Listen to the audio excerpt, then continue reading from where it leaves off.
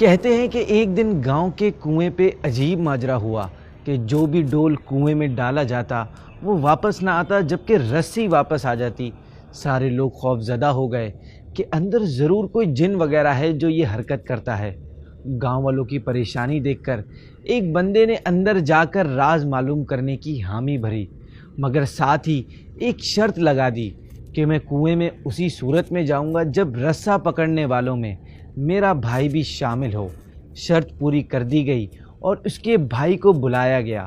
سب نے مل کر رسا پکڑا اور ایک ڈول میں بٹھا کر اس بندے کو کنویں میں اتار دیا گیا۔ اس بندے نے اندر جا کر دیکھا کہ کنویں میں ایک بندر بیٹھا ہوا ہے جو ڈول سے فوراً رسی کھول دیتا ہے۔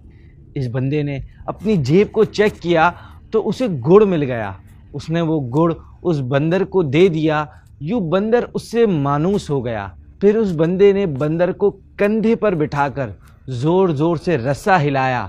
گاؤں والوں نے رسا کھینچنا شروع کیا اور جوں ہی ڈول اندھیرے سے روشنی میں آیا تو لوگ بندر کو دیکھ کر ڈر گئے کہ یہ کوئی بلا ہے جس نے اس بندے کو کھا لیا ہے اور اب اوپر بھی آ رہی ہے۔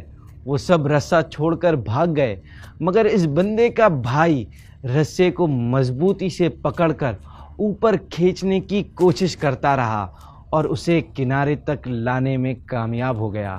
کنویں سے نکل کر اس نے بندر کو نیچے اتارا اور لوگوں کو اس بندر کی کارستانی بتائی۔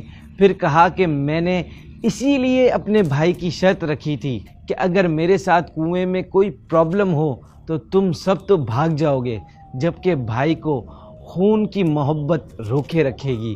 اور ایسا ہی ہوا۔ کوئی لاکھ اچھائی کرے مگر خونی رشتے آخر کار خون کے رشتے ہی ہوتے ہیں، ان کی قدر کریں، کسی اور کی وجہ سے اس رشتے میں گیپ نہ آنے دیں۔